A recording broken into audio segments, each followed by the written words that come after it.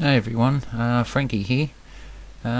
Just thought I'd do a quick video about an application called Scrapebox. I bought this a couple of weeks ago, and I've seen lots of questions in the forums and so forth about how to use it, and it's a pretty powerful application. So I thought we'd go over the harvesting in Scrapebox. Alright, when you load it up, you'll see that you've got the harvesting section up here. You've got a couple of options: custom footprints, blog engine, WordPress, movable type. You got a drop down, which is your custom inputs for your harvester there. Of course, you can import keywords, save keywords out. Of course, there's nothing to save out there. Down further, we've got Google, Yahoo, Bing and AOL. So there's 4 search engines that Scrapebox will harvest URLs from. You've got proxies, results. This is the number of results per keyword. So when you type your keywords in here, you can set that up to 1,000. Now, I've seen a lot of people say, you know, I can't harvest past 1,000 URLs for a keyword, and that's simply because the engines don't show any more than 1,000 URLs. So that's as high as it goes. So if you want more, just you're gonna have to load it up with more keywords. Also here we've got, which is pretty cool, we've got the timeline. Google, Yahoo and AOL let you search for pages that were indexed within the last certain time frame. Bing doesn't have this option, but when you use the harvester, you can just harvest fresh URLs from the past week, 3 months, 6 months, year. So that gives you a bit of control over what you harvest and that sort of thing. Okay, well, proxies, they're a good idea. Google is renowned for blocking you when you go scraping millions of URLs from their pages, so you've got a manage proxy section in here in Scrapebox, and what you can do, you can harvest proxies from a number of sources on the web. These are only free proxies, and you know the results will vary. You can test them, everything. Actually, I'll just harvest a couple here. Here we go. I'll set it off running. As you can see there, it's going out and grabbing all these proxies from the various sites. We got a list here. I'll go through and run a test. Probably not going to get a whole lot that are working. I mean, they're free. Free proxies go up and down all the time. They're not 100% reliable. So if you do buy a Scrapebox, my suggestion is pay a couple of bucks, get some private proxies, and then you won't have to deal with, you know, hunting for free proxies, scanning them, worrying about them going down and that sort of thing. But as you can see here, we've got 15 good proxies. Oh, sorry, 11 good proxies, 89 bad. With those, you can just save them out, transfer them, save them to disk, transfer them back to the main application to use, and there they are in there. So that's how you do that. I'm going to go ahead and clear them, load some proxies from disk instead. Here's some that I collected up earlier. When you import them in, ask if you want to do a test. No, I won't bother. Okay, got our proxies, got proxies ticked. That means we're going to scrape with various proxies across the engines. Up here, custom footprint. What this will do is search Google, Yahoo, Bing and AOL for any footprint you want. You can see in here there's all in URL showthread.php. That is a vBulletin forum URL. So if you type your keyword in the box there, it'll go out and search the various search engines for that specific URL. We got WordPress. This will obviously hunt for WordPress blogs, so we'll go and harvest a few of those, and we'll type in just a few keywords. Computers, what else did he have? Laptops, notebooks. There we go. Right, now we can choose whichever engines we want. I've found that if you choose all 4 engines, a lot of URLs duplicate because the same sites sort of rank in Google, Yahoo and Bing in the top 1000. So for now I'll just go ahead and untick those. 3 keywords, 1000 results per keyword. For this I'll just trim it down to make it quicker for the video. So there we have 100 results per keyword, so we'll get 100 for computers, 100 for laptops and 100 for notebooks. We start harvesting.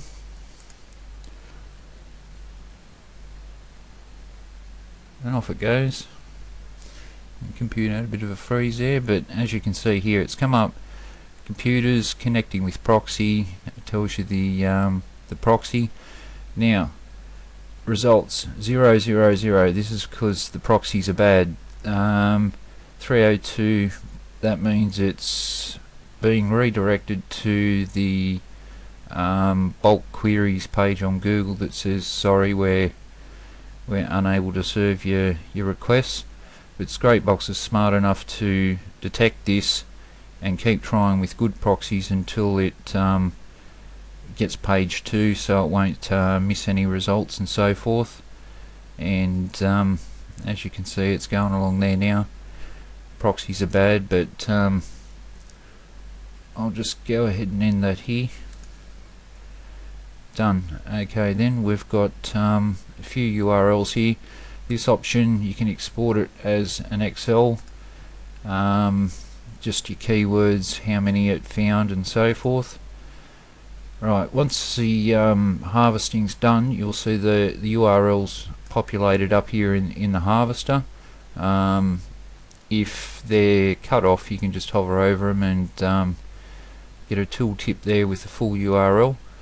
A couple other things you can do is you can right click on these. You can copy a URL to clipboard, so you can, put it in your browser and take a look. Remove individual URLs from the list. Also here you can open it in an internal browser, which is pretty handy.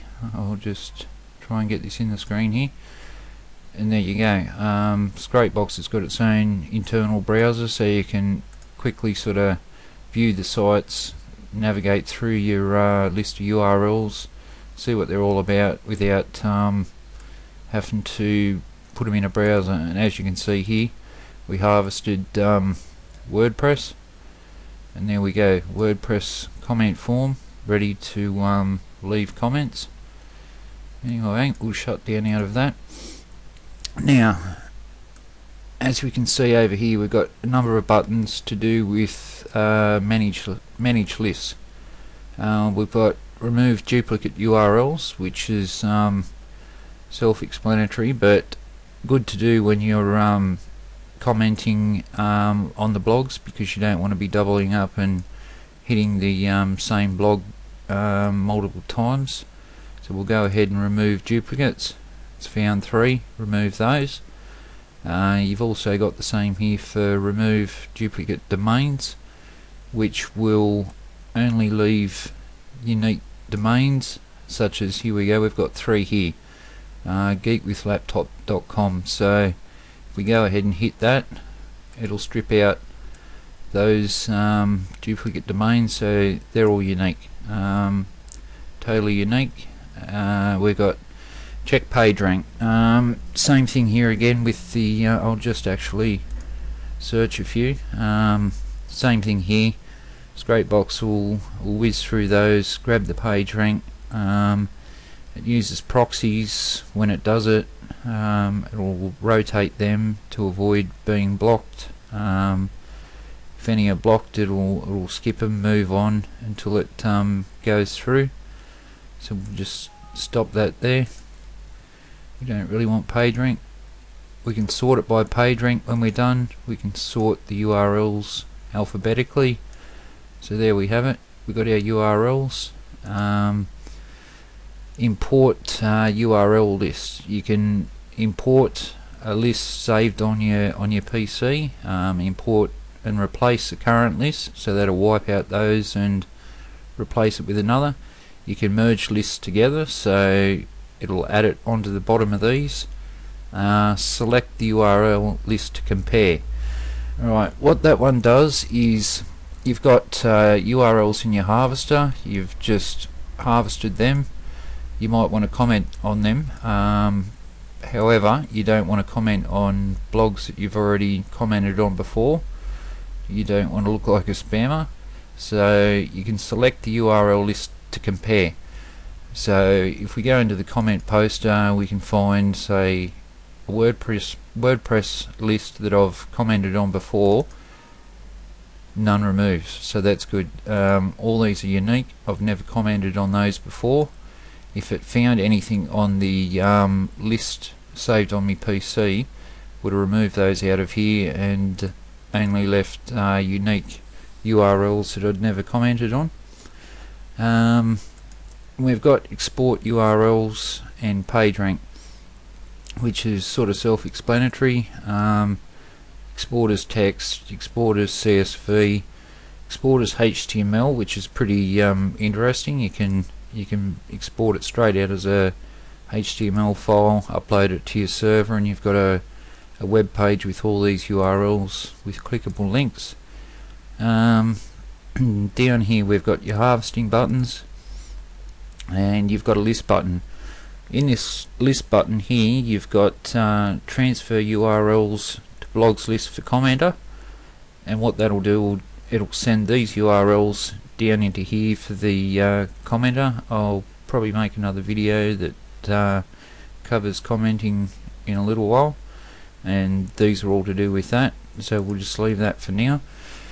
But that's it in a nutshell. That's the harvester. The custom footprint, as I said, that's just